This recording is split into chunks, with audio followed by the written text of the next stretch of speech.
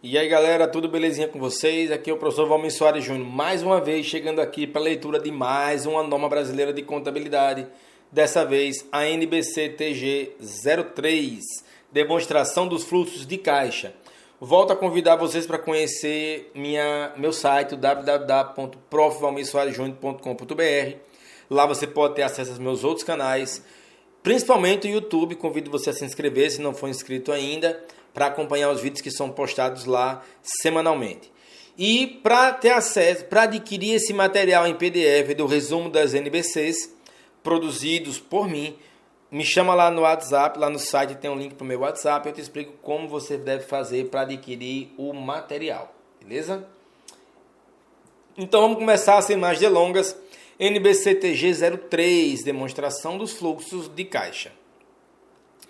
As informações sobre fluxo de caixa de uma entidade são úteis para proporcionar aos usuários das demonstrações contábeis uma base para avaliar a capacidade da entidade de gerar caixa e equivalente de caixa, bem como as necessidades da entidade de utilização de fluxos de caixa. As decisões econômicas que são tomadas pelos usuários exigem a avaliação da capacidade de a entidade gerar caixa e equivalentes de caixa, bem como a época de sua ocorrência e o grau de certeza de sua geração.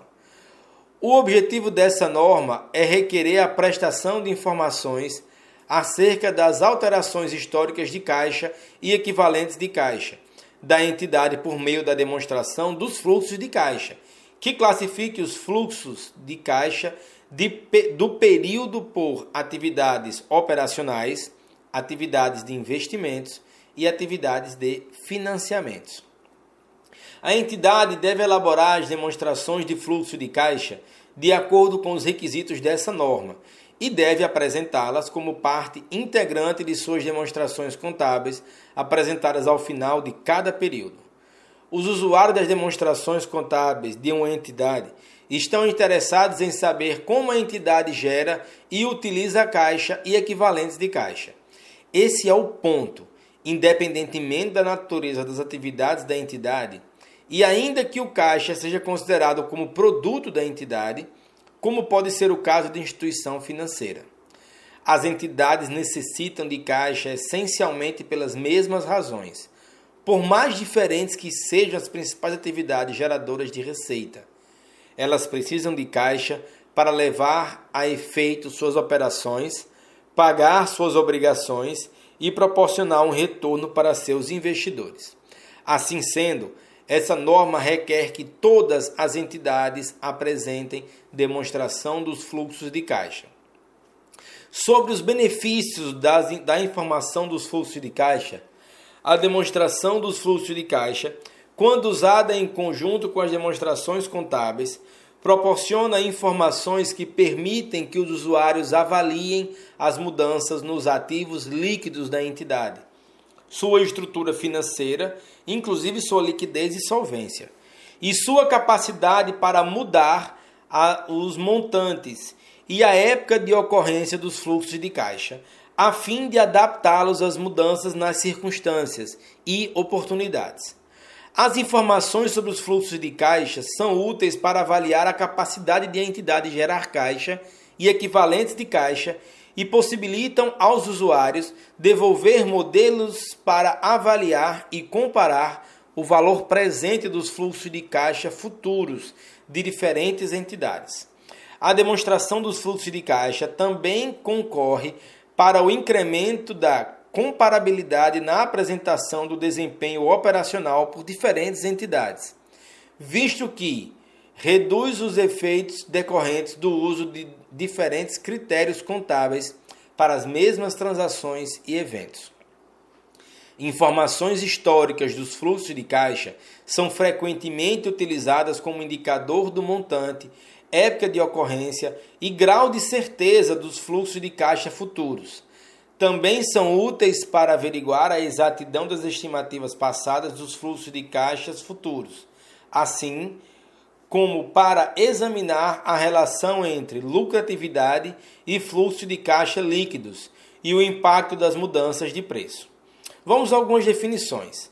Os seguintes termos são usados nessa norma com os significados abaixo especificados. Caixa compreende o numerário em espécie e depósitos bancários disponíveis. Equivalentes de caixa são aplicações financeiras de curto prazo, de alta liquidez, que são prontamente conversíveis em montantes conhecidos de caixa e que estão sujeitas a insignificante risco de mudança de valor. Fluxos de caixa são as entradas e saídas de caixa e equivalentes de caixa. Atividades operacionais são as principais atividades geradoras de receita da entidade e outras atividades que não são de investimento e tampouco de financiamento. Atividades de investimento são as referentes à aquisição e à venda de ativo de longo prazo e de outros investimentos não incluídos nos equivalentes de caixa. Atividades de financiamento são aquelas que resultam em mudança no tamanho ou na composição do capital próprio e no capital de terceiros da entidade. Sobre caixa e equivalentes de caixa. Os equivalentes de caixa são mantidos com a finalidade de atender a compromisso de caixa de curto prazo e não para investimentos ou outros propósitos. Para que o investimento seja qualificado como equivalente de caixa, ele precisa ter conversibilidade imediata em montante conhecido de caixa e estar sujeito a insignificante risco de mudança de valor. Portanto, um investimento normalmente qualifica-se como equivalente de caixa somente quando tem vencimento no curto prazo, por exemplo, 3 meses ou menos, a contar da data de sua aquisição.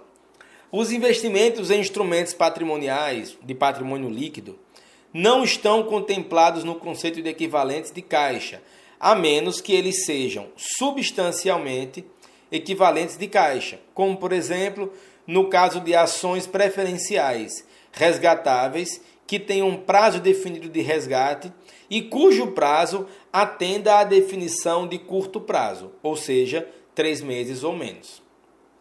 Sobre a apresentação da demonstração dos fluxos de caixa, a demonstração dos fluxos de caixa deve apresentar os fluxos de caixa do período classificados por atividades operacionais de investimento e de financiamento.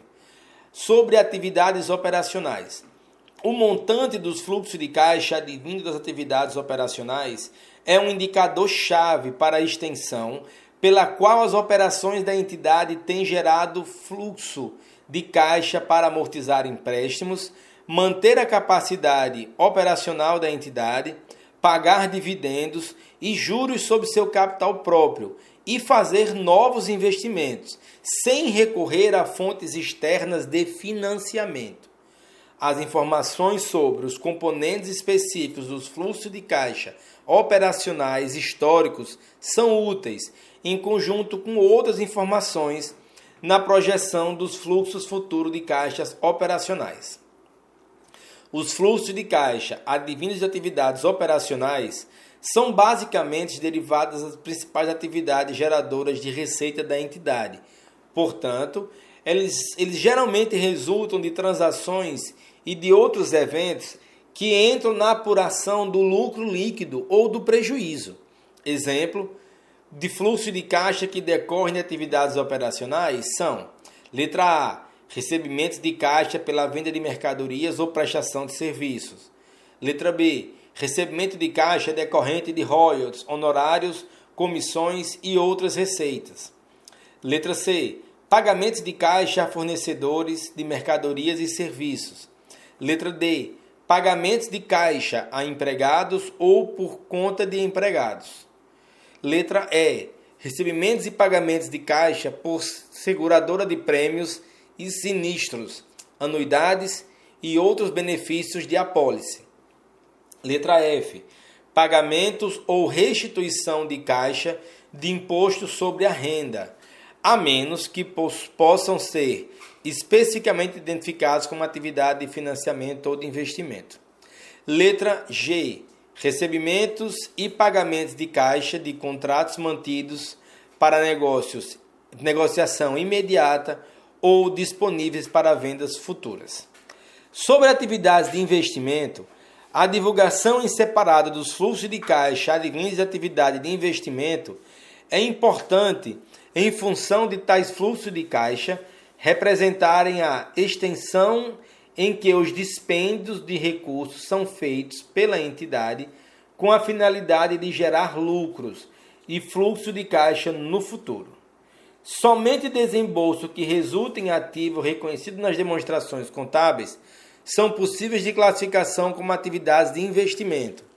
Exemplos de fluxo de caixa advindos de atividade de investimento são: letra A, pagamento em caixa para aquisição de ativo imobilizado, intangível e outros ativos de longo prazo. Esses pagamentos incluem aqueles relacionados aos custos de desenvolvimento ativado e aos ativos imobilizados da construção própria. Letra B, recebimentos de caixa resultantes de venda de ativo imobilizado, intangível e outros ativos de longo prazo. Letra C, pagamentos de caixa de instrumentos patrimoniais ou instrumentos de dívida de outras entidades e participações societárias em joint ventures, exceto aqueles pagamentos referentes a títulos considerados como equivalentes de caixa, ou aqueles mantidos para negociação imediata ou futura. Letra D, recebimentos de caixa provenientes de venda de instrumentos patrimoniais ou instrumentos da dívida de outra entidade e participação societária em joint ventures, exceto aqueles recebimentos referentes aos títulos considerados como equivalentes de caixa ou mantidos para negociação imediata ou futura. Letra E, adiantamento em caixa de empréstimos feitos a terceiros, exceto aqueles adiantamentos em empréstimos feitos por instituições financeiras. Letra F, recebimento de caixa pela liquidação de adiantamento ou amortização de empréstimos concedidos a terceiros, exceto aqueles adiantamentos e empréstimos de instituições financeiras. Só tomar um pouquinho d'água aqui, 1 minuto. Muita gravação, muita gravação. Vamos lá, atividades de financiamento. A divulgação separada dos fluxos de caixa advindos das atividades de financiamento é importante por ser útil na predição de exigências de fluxos futuros de caixa por parte dos fornecedores de capital à entidade. Exemplos de fluxo de caixa advindos da atividade de financiamento são: letra A, caixa recebido pela emissão de ações ou outros instrumentos patrimoniais. Letra B, pagamento em caixa a investidores para adquirir ou resgatar ações da entidade. Letra C, caixa recebido pela emissão de debêntures, empréstimos, notas promissórias, outros títulos da dívida, hipotecas e outros empréstimos de curto e longo prazo. Letra D, amortização de empréstimos e financiamentos. E, letra E, pagamentos em caixa pelo arrendatário para redução de passivo relativo a arrendamento mercantil. Beleza, galera? Então, fizemos mais a leitura aqui de uma norma, agora foi NBCTG 03, demonstração de fluxo de caixa. Eu sou o professor Valmir Soares Júnior, espero que você se inscreva no meu canal lá no YouTube, curte minha página no Face e me segue lá no Instagram. E para adquirir esse material em PDF, me chama lá no WhatsApp que eu explico como você pode adquirir esse material. Beleza? Forte abraço, bons estudos e até mais.